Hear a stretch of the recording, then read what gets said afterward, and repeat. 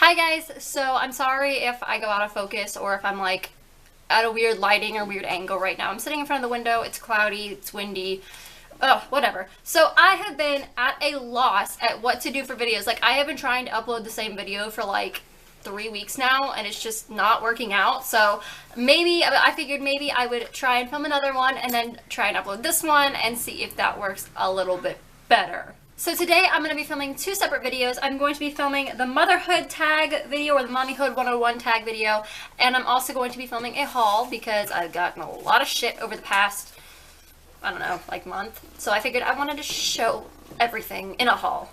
So this is going to be the Mommyhood 101 tag video today, and I wasn't really sure what to do, like tag-wise. I went through like this big long list and I got two tags that I really wanted to do, and this was one of them. I have a little boy, his name is Jaden. Say hi! Say hi, puppy! This is Jaden. He just turned a year old on the 15th, and I love you. Yeah. He is my pride and joy, and oh my god. So I wanted to do a mommy related video for once in my life. If y'all want to see my birth story, comment down below and I will be sure to do that. So the first question is, how many kids do you have? And if we're being technical, I have two. I have Jaden, and I also have a daughter from a previous relationship. However, I lost her while I was still pregnant with her 3 years ago. Her name is Riley Dakota. Should have turned 2 in March. Her due date was March 28th, but you know. The second question is, did you breastfeed, bottle feed, or both? And the answer is bottle feed, or I bottle fed Jaden. We're weaning him off formula now. He was on formula from day one.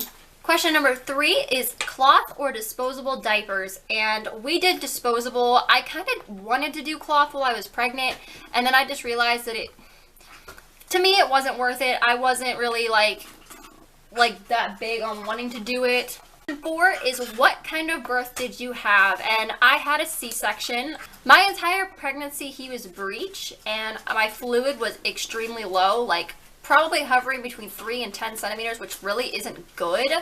I think the average it's supposed to be is between 15 and 20. So it was really, really, really low. I was hospitalized twice for fluid to help try and bring it up.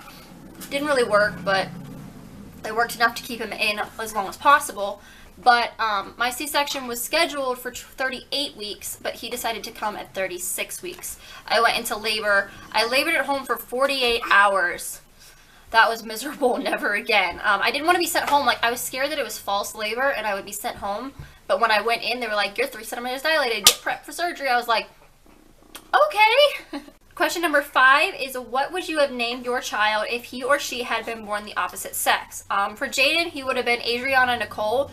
Maybe that is the name that we had picked out for a girl. That probably would have changed if we would have had a girl, just because that name we kind of settled on. But, you know. And then for Riley, had she been born and had she been a boy, her name would have been Matthew. Number 6 is, speaking of names, list your top 5 favorite baby names other than your children's names. So for girls, I like Ashlyn, McKinley, Adeline, Bailey, and Kendall. And for boys, I like Ashton, Spencer, Caleb, Ryan, and Dalton. Number 7 is best baby items for first-time parents.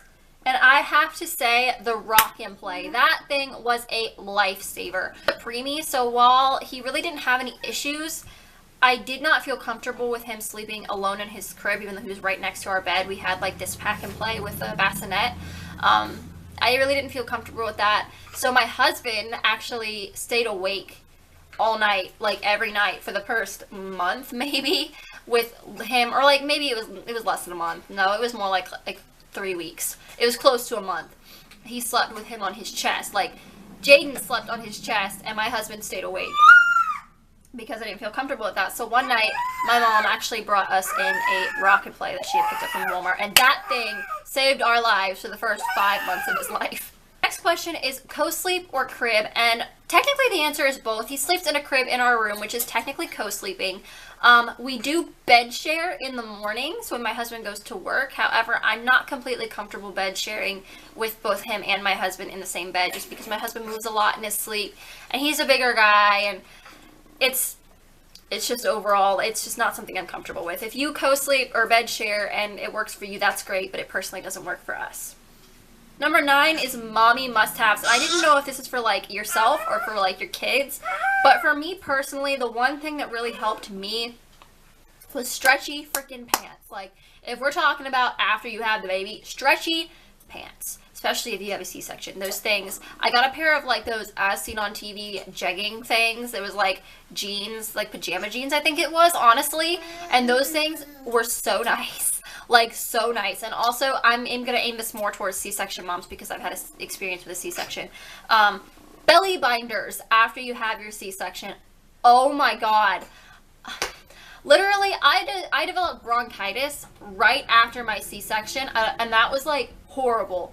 Like, you C-section moms know, laughing, sneezing, coughing, it's horrible. And literally, all they told me to do was put a pillow against my incision. That didn't help. It did not help. So I went and I ordered a belly binder after seeing a bunch of my fellow C-section moms talk about it, and that thing was a lifesaver. Talk to your doctor and see if their hospital, or see if your hospital offers it, and if they do, get it. It's a lifesaver. Number 10 is favorite place to shop for baby clothes. Now, my main place that I always shop is Walmart, just because it's the closest to us, or the dollar store. However, my favorite place to shop for is Carter's. They have the cutest freaking clothes, like boys and girls clothes. They just have the absolute cutest. Number 11 is, what is one thing you planned on before having your baby that didn't end up happening?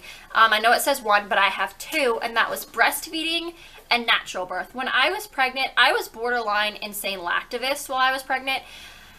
It was bad. Like, I was really bad about shaming moms for formula feeding when I was sitting here like, I hadn't even given birth. I hadn't even fed a baby like that before. So I was kind of like just shaming moms, saying, oh, breast is best. You know, if you formula feed, you're a horrible mother. And then reality kind of came and smacked me right in the face because my son refused to latch onto my breast. Literally no one could figure out why. Not even lactation consultants. Nobody could figure out why he wouldn't latch. I'm still a very big supporter of breastfeeding if that is what you personally want to do. But in my opinion, with my experiences with it, it's not something that I'm personally wanting to do later on when we have more kids. And it's just something that I planned on doing while I was pregnant that didn't end up working out. Second thing would also be a natural birth. When I was like in the beginning of my pregnancy, before we found out that he was breech at his 21-week ultrasound, in the early stages of my pregnancy, I really wanted an all-natural vaginal birth, meaning no pain medication, nothing. Like, I just wanted to pop him out my vag and call it a day. But you know, even when they told me that he was breech, it was still really early on, so I still had that in the back of my mind, like, oh yeah, he's gonna turn. And then, like, as the weeks went on, every single ultrasound, every single week, he was still breech, and he did not flip one bit. Come to find out, he was way too long to turn. He was 21 inches at birth, so he was way too long to turn. He was all bruised up from being stuck up in there and not being able to turn. But yeah, natural birth was one thing, again, that I planned on doing while I was pregnant that just didn't end up happening. Number 12 is kind of an odd question to have on here. I actually added this myself just because it's something that I personally am feeling very strong about, that I want to like answer this question. So I added it, and it is, are you for extended rear facing? Which, if you don't know what that is basically rear facing past the age of 1 or 2, depending on your personal preference on what extended means. Because it's law in most states. I think there are 3 states that have a law to rear face to 2, but it is law in most states that you can forward face at 1 year old and 20 pounds. That is, however, very unsafe. It has been proven that rear facing to at least 2 is the best, and it is the safest, because their vertebrae and their bones and stuff are completely ossified until the age of 4. So typically, if you can rear face to 4, that is the best, but getting to 2 is still really safe and really good. We are aiming for 3 right now. My son, he is 1 year old and 34 inches long. Yes, you heard me. He is the size of a 2-year-old. And I have a huge kid, so I understand the worry of, oh, their feet touch the seat, they're way too long. But it's okay if their feet touch the seat. I'll insert a picture here somewhere of him, how he sits. He'll cross his legs, or he'll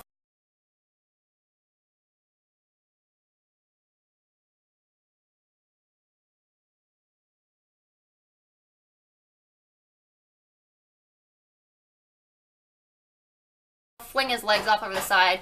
It is not unsafe for their legs to touch the back of the seat. In fact, it's very rare to break their legs rear facing. It's more common to break their legs forward facing, because in an accident, even if you're hit from the back, your body is going to be jerked forward, meaning if you're rear facing or the child's rear facing, their body's going to be pushed back against the seat, rather than if they were forward facing, their whole body being flung forward and all the pressure would be on the neck and the spine. You know, the legs would come up, which would make it more likely for them to break bones, especially their necks, when they're forward facing. While it is a law that you can forward face at one, it's just simply not what's safest, and I really encourage anybody watching this to go do some research on extended rear facing if you are pregnant or if you have children.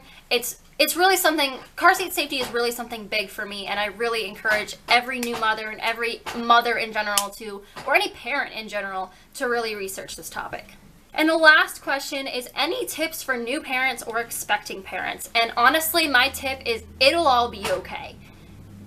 Honestly, things aren't going to go as planned, most likely. It happens. It's okay. You're not a bad mom if you formula feed. You're not a bad mom if you have to have a C-section.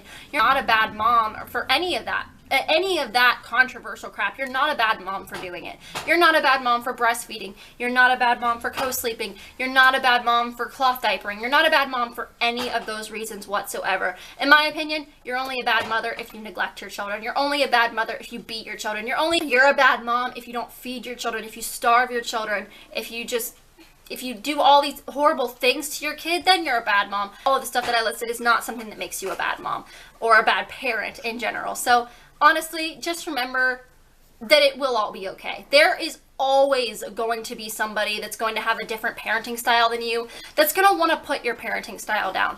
But that's okay, because you're doing the best you can as their parent, and that's all I really can say, because I'm doing the best that I can as Jaden's mom. I hope you guys enjoyed this video, and let me know down below if you want me to do some more parenting, baby-related videos, because I really want to do that. So yeah, bye guys!